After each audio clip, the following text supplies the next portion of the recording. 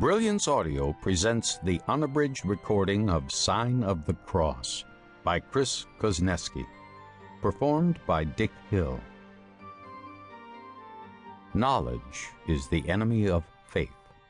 Translated from a stone marker discovered in Orvieto, Italy, circa 37 A.D. Chapter 1. Monday, July 10th, Helsingør, Denmark, 30 miles north of Copenhagen.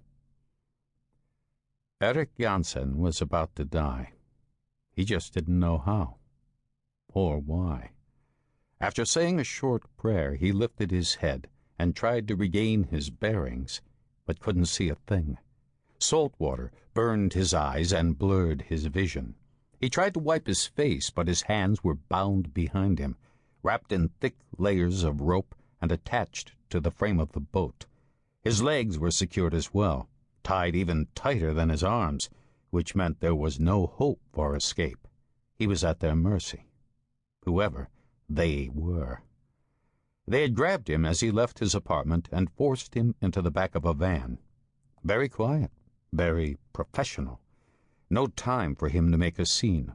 Within seconds they had knocked him out with a narcotic.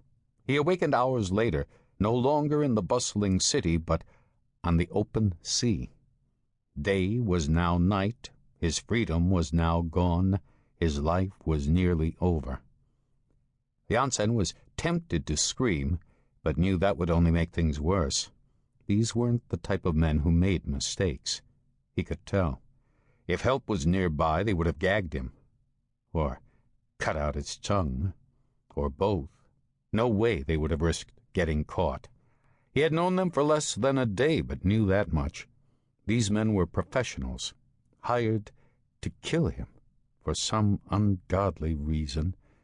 Now it was just a matter of time. When their boat reached the shore, Jansen felt the rocks as they scraped against the bottom of the hull. The sound filled the air like a primeval wail, yet none of them seemed to care.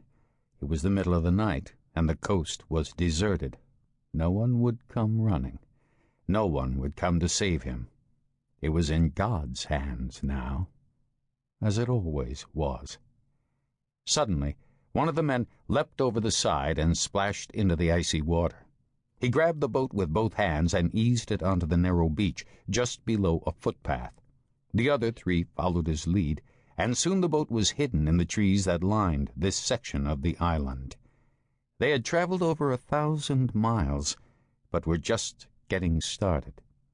Without saying a word, they loosened the ropes and lifted Jansen from the boat, placing him on their broad shoulders for the journey inland.